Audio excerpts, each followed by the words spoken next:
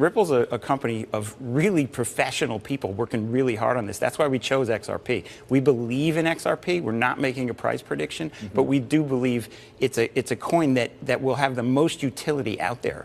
Bitcoin is a store of value. I agree with Mike McGlone, but I think that XRP has a true use case. There's just no doubt about it. And the Ripple team, from the interaction we've had with them, they're really professional. They act like investment bankers over there. They know what they're doing, and they will make this work. You guys heard it there on Bloomberg. One of the creators of some of these XRP ETFs is not only creating ETFs for XRP, but is also very bullish on the future prospects of XRP Ripple and the overall utility of this corporation and coin as a whole here. Now, we have a lot to talk about with the crypto market, with XRP, and everything going on with the broad market in this video here. We are seeing a lot of important shifts, and the next 24 hours are going to be absolutely critical for the price action moving forward. So guys, before we get into all of that information there, if you guys do enjoy the information and analysis that I provide for you guys in these videos here, make sure you go down and hit that like button. It costs you nothing to do it, but it helps me out a whole lot in getting these videos out to as many people who actually want to learn. And again, if you never want to miss another video like this,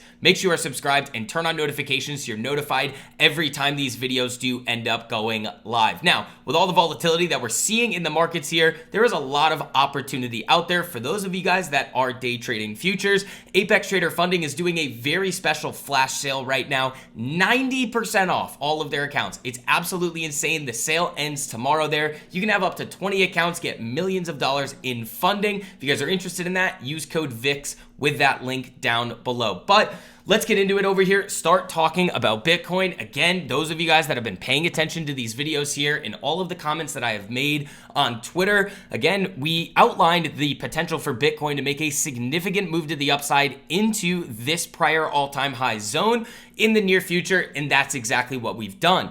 Now that we are in this zone, we have two potential outcomes here. We're going to basically see this as a break and retest and reject this zone in a continued move to the downside here, or with what everybody wants to see, a break above this strategic crypto reserve announcement high, potentially get up to that $100,000 area here, come down, retest that prior all-time high zone, and then start moving back to the upside here. If that is the scenario that ends up playing out, we could see not only Bitcoin make significant new highs, but also things like XRP and a lot of the other coins and tokens that you guys are interested in starting to make some significant moves to the upside as well here. Now, again, with Bitcoin making, let's see, from this breakout here, or really from Monday, about a 9-10% move to these highs here. Again, it does make sense to have a little bit of a pullback in the short term, but what you don't want to have happen is lose this 90,700 level again. Now, there can definitely be a little bit of volatility in the short term, especially as these new trade negotiations start to move forward here.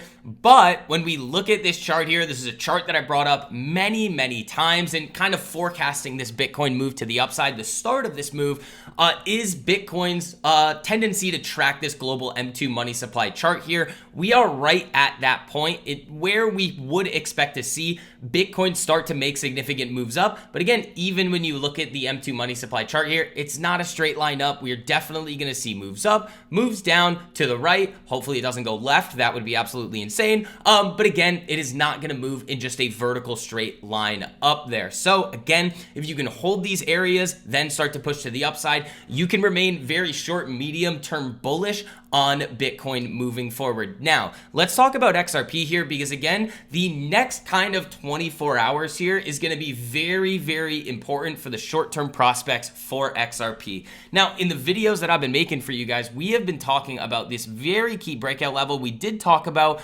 in the Discord, the private trading community there, the 214 level, but again, that big 224, 225 area here on XRP is very critical. Now, what we're looking at here is potentially a failed breakout. If XRP again can start to move back to the upside here, getting up above these levels and confirm this break to the upside with more buying pressure coming in, then we could easily see this move continue up to this 250 area, maybe even 260, and for a really solid move all the way back up to $3. But on the other side, if we end up failing this breakout here, you easily could go into another period of consolidation and another period of chop. And those of you guys that are very bullish on XRP, again, are going to have a little bit more patience in the short term here. Now, again, I know a lot of you guys are again looking at a lot of the different positive developments in the crypto space, especially due to this new very crypto-friendly administration. We have Paul Atkins, a very crypto-friendly individual that is going to be heading the SEC.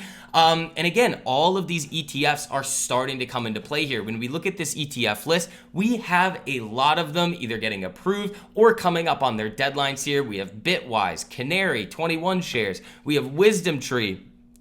We have Pro shares in a couple of spots here. Now, again, some of these ETFs are going to be leveraged, so they may not bring that direct price impact that a lot of you guys are looking for. But again, these normal XRP ETFs, seeing a lot of these financial advisors having the ability to then put some clients' money into crypto in this way is a very positive thing, because I want you guys to think about how much money a lot of these wealth managers are actually managing. It's in the hundreds of billions and trillions of dollars total. So over the last 10 years here, if they had a client come to them and say, okay, I want to buy Bitcoin, I want to have exposure to a lot of these other different cryptos, well, a lot of these or all of these financial institutions did not have a product to offer these advisors to offer to their clients, and they weren't able to charge on those assets. So now they are, and there is a lot of demand for these different types of ETFs. And again, all that information is going to spread, bringing more awareness to the crypto space as a whole. Now, I also want to talk about the broad market here with you guys too, because again, we have seen a lot of different shifts happening. Money flowing out of the US markets, coming back into US markets, shifts into gold, out of bonds, into crypto, and we are starting to see these shifts kind of balance out here. When we take a look at the S&P, again, this big move up on that 90-day pause on the tariffs here was a pretty big bull trap here. We ended up moving up, big gap down, traded lower. And then off of the news that we saw yesterday, which was very, very, very interesting here, investors are breathing a sigh of relief and putting the Sell America trade on pause. A rally in U.S. stocks continued for the second day after the Trump administration addressed two of the market's biggest concerns by softening its tone on both China and the Federal Reserve. Again, if you guys haven't been paying attention, there's been a lot of talk about the president's ability to fire the Fed chair, and Trump has been pressuring Jerome Powell to lower interest rates. Now, when we think about this overall situation with the Federal Reserve and what data they're looking at in the short term, what they've really been focusing in on, you can see this in the FOMC minutes from the December meeting, almost every single meeting in time that Jerome Powell has been speaking over the last couple of months here, he's been really focused in on the inflationary effects of tariffs and not so much the effects of slowing growth and increased unemployment. Now, what we have to understand is that the initial effects of these tariffs does cause prices to go up, but it moves in a way like this. You see that initial bump to the upside and then a significant move down due to demand absolutely cratering. Remember, we have consumer sentiment at basically the lows that we haven't seen since 2022. You have one-year inflation expectations climbing up to that 6, 7, 8% range. Consumers are not going to want to spend money in that type of environment. And if prices start to go up, they're going to change their purchasing decisions there. So when demand starts to move down, it slows down growth, which is deflationary. But it is difficult for the Federal Reserve right now to get an understanding of where a lot of these prices are going to go and what the outlook is going to be for the next couple of quarters in the economy here if things are changing so fast. So in this short-term scenario here, it does make sense for the Fed to wait until we get more information on a lot of these tariffs. And a president coming in and saying, well, you need to cut rates, we might fire you, is obviously going to spook the market. And then again, after these 145% tariffs on China, the US and China, I believe, account for approximately 40% of the global economy there.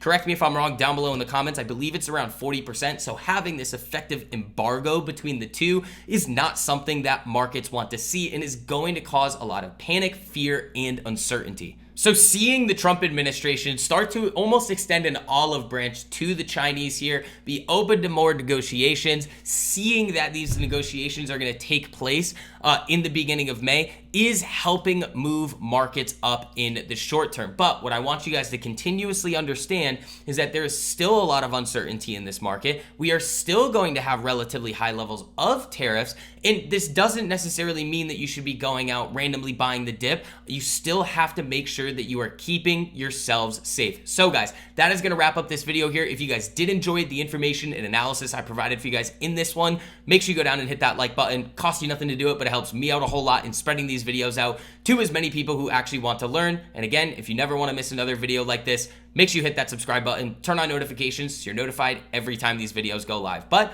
until next time, guys, I will see you. Peace.